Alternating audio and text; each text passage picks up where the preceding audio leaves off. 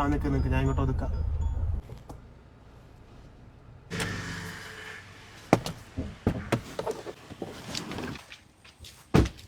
അമ്മേ, ഓ അമ്മയുടെ ഈ വെയിലത്ത് പോയത്? അമ്മ ലേശം ചെമ്മീനുണ്ടായിരുന്നു മോളെ, അതുകൊണ്ട് പോയതാന്ന്.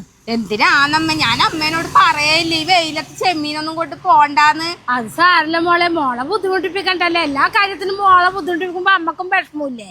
അതുകൊണ്ട് തീർന്നു, ചെമ്മീൻ തീർന്നു. ലേശം ഉണ്ട് ബാക്കിയില്. എന്നാ ബാ വീട്ടിലേക്കല്ലേ? ഇനി വീട്ടിലേക്ക്. എന്നാ ബാ ഞാൻ കൊണ്ടാക്കാം.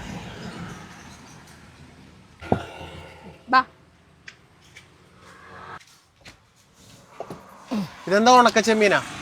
അമ്മ ഉണക്ക ചെമ്മീൻ വിൽക്കാൻ പോയത്. ഞാൻ പറഞ്ഞ അമ്മേനോട് കേറിക്കോന്ന്, വീട്ടിൽ കൊണ്ടാക്കാല. എടി ഉണക്ക ചെമ്മീനൊക്കെ ആയിട്ട് നീ പുതിയ വണ്ടി കയറിയിട്ട് വണ്ടി മൊത്തം നാറും. അല്ലെങ്കിൽ തന്നെ വല്ലാത്ത സ്മെല്ലാണ്, മനുഷ്യനെ അടിച്ചിട്ട് വയ്യ. നീ ഉണക്ക ചെമ്മീനായിട്ട് വല്ല വണ്ടിക്കറ്റ് വേറെ വല്ല ഓട്ടോഷായിട്ട് വിളിച്ച് വരാൻ വേണ്ടി പറ. പുതിയ കാറെ കൊണ്ട് ഉണക്ക ചെമ്മീൻ കയറ്റാൻ വേണ്ടി പോയാണ്.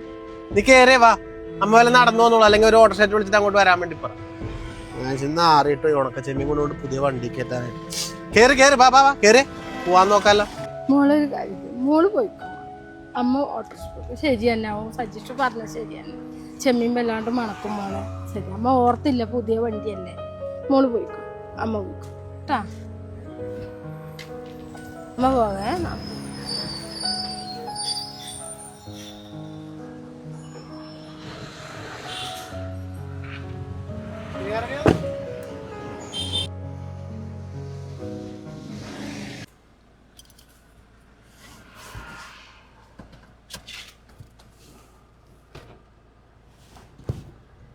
ഉണക്ക ചെമ്മീനായിട്ട് നീ അമ്മയോട് വണ്ടി കയറാൻ വേണ്ടി പറയുന്നത്? വണ്ടി വെറുതെ കൊളാക്കാനായിട്ട്. ഇതെന്താ ബോധമില്ലേ പുതിയ വണ്ടിയാണെന്നുള്ള? അമ്മ എങ്ങനെയും വന്നോളൂലേ? നല്ല കഥ തന്നെ.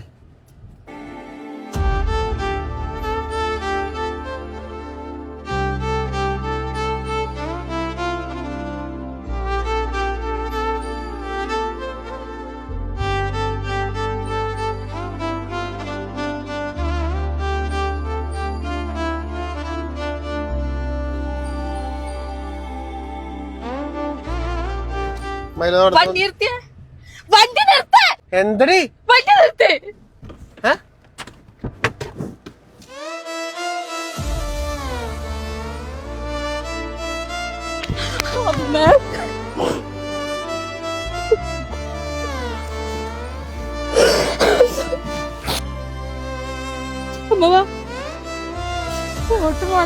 അമ്മ നടന്നു പോയിക്കോളാം. അമ്മേന്റെ കൂടെ ഞാനും നടക്കവാ.